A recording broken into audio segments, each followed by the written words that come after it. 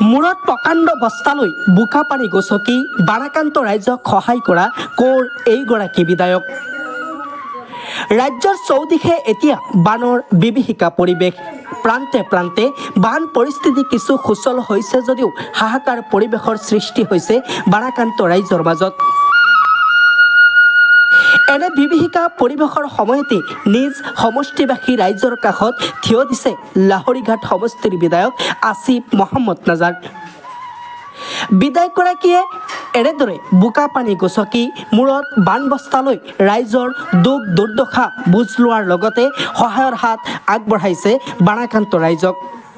কেৱল ইমানেই নহয়, নিতৌ লঞ্চৰে চৰ অঞ্চললৈ গৈ চৰত বসবাস কৰা বাৰাক্ৰান্ত ৰাইজক সহায়ৰ হাত আগবঢ়াইছে বিধায়ক আসিফ মহম্মদ নাজাৰে।